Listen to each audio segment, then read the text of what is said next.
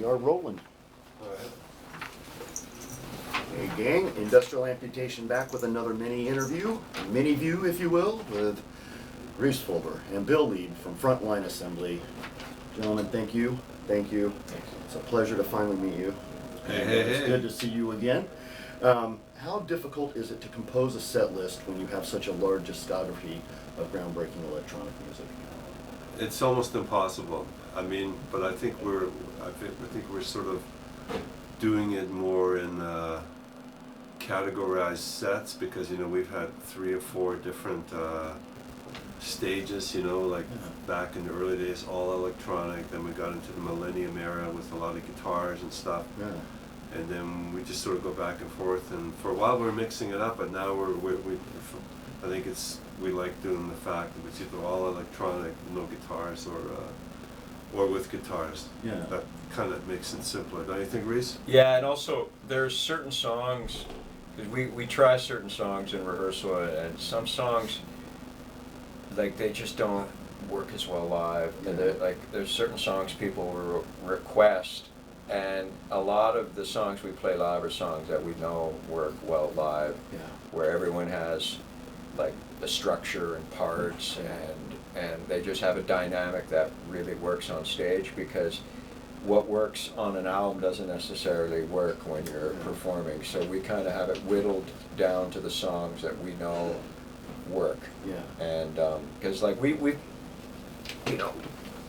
tried to play some songs we played a long time ago, and it's just with the newer material like Echogenetic, if we put up the Blade, it doesn't really work. It's like too different. The music's Eras. too different. Two different eras. And the production, and so it's a combination of a bunch of things as to what works well on stage.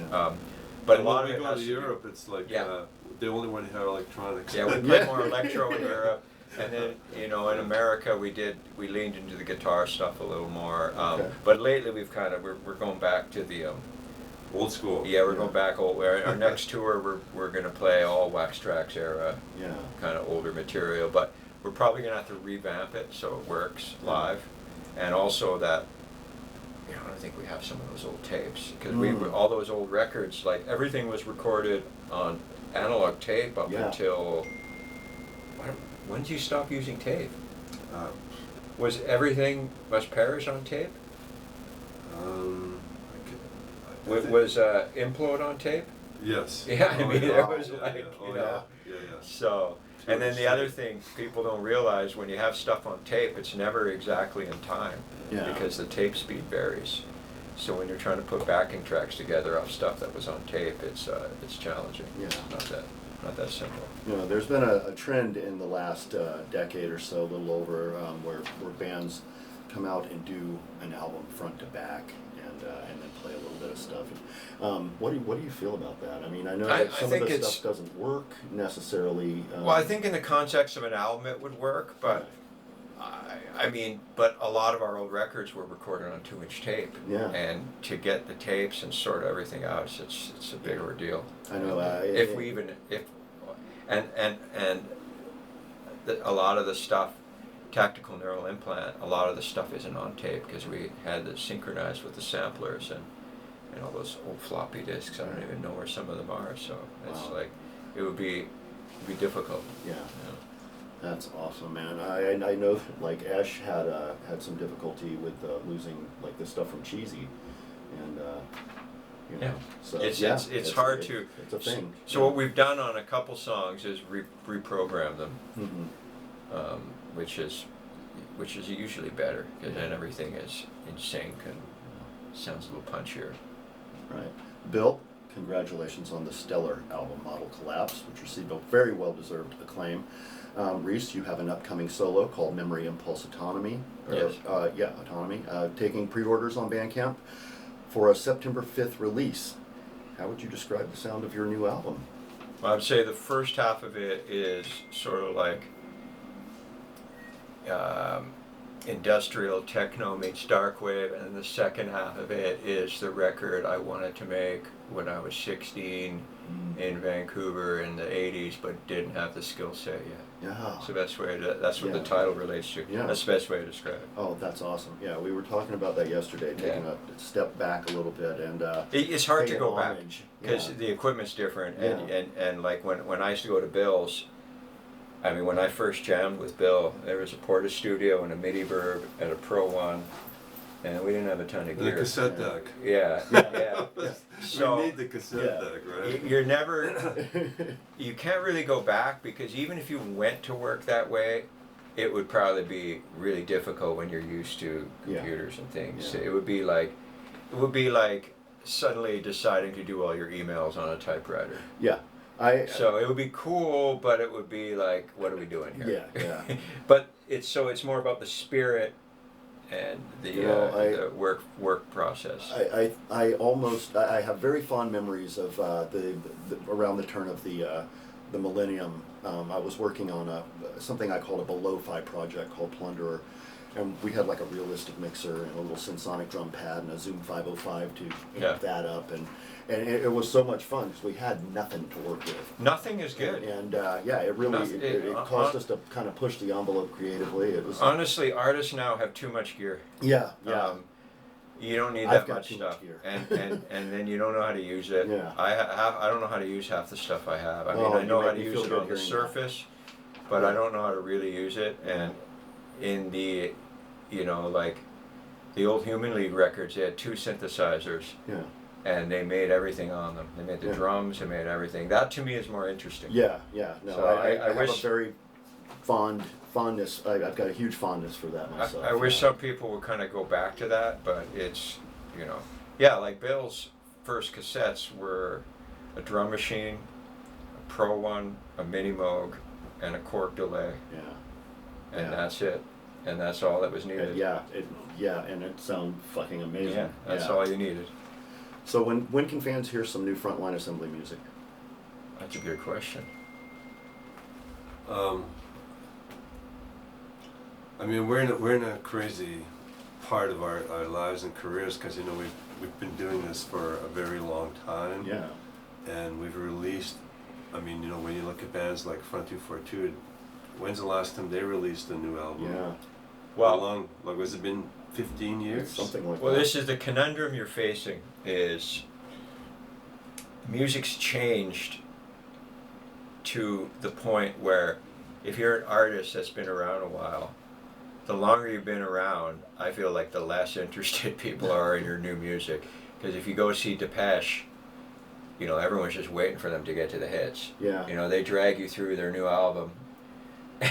That's- Bill, did you say that at the show you went to? They Yeah, play the new tunes yeah. and everyone's like, Nobody Yeah. cares. polite, Okay, that's oh, nice, that's let's nice. get to the good stuff. Yeah. Get to yeah. Black So that's- Celebration. Yeah. That's the conundrum you're facing. Yeah. So the longer you've been around, the harder it is to get people to care about a new record. That's why Front did it smart. It's Yeah. like we're just gonna play our hits. Yeah, Richard Um, told me there's no. I remember I asked Richard that, and he said, "What's the point?" And then I thought about it.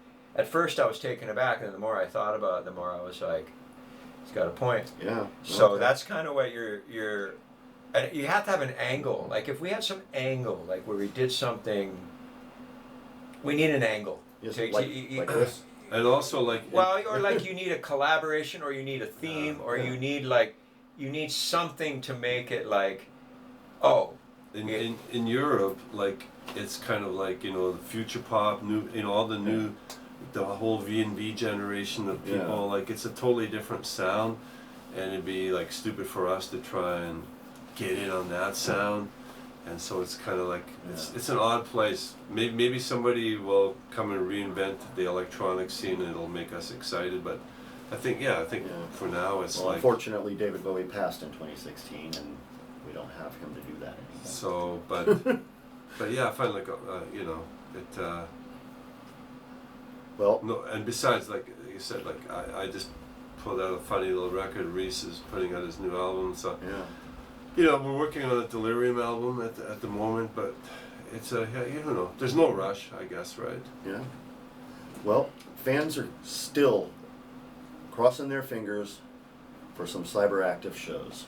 I was actually talking to Reese about this yesterday, and Okay. it's probably a pipe dream. But are there any updates on that? Well, we're gonna get Kenny his own tour bus and service and open the vault at the Royal Bank of Canada, and then we might get Kevin to come out, but I know that Ollie would be very down to Kevin's promote not something gonna. like that. He's not motivated unless it's like It would have to be something really like, unique, Yeah. interesting. yeah, I think like, He wanted to do the hologram tour, like that. Yeah. Wow. but it's like, yeah, I don't think Kevin will just come out just to do like a one-off at Cold Waves. I don't think Yeah. his heart's in that. So, but who knows? People change. Well, never say never, but as it stands right now, there's nothing even Okay. Yeah. on the table.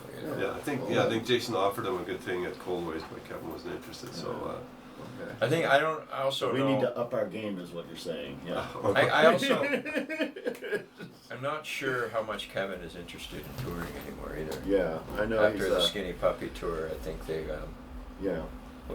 maybe a little down the road he'll get the itch again, but I don't think Private he's jet? there yet. Yeah, Okay. Like We'll work on that. Yeah, there you go. So actually, speaking of that, Joey, Levi, and I are interviewing Kevin on his Patreon show tomorrow. Do you have Okay. any advice for us, or possibly something funny to mention to make Just, him laugh? just keep asking him about when Cyberactive's touring. Just keep circling back to that question. Yeah. Just keep circling back to that question. Excellent. All right. Regardless of what the topic is, just circle back to it. There you go. Man, that's awesome. Now, one off the thing, I'd like to ask something a little cerebral every once in a while, and feel free to tell me to fuck off. But what was your first memory of art having a profound effect on you? Of art? Mm-hmm. Any art? Craft work.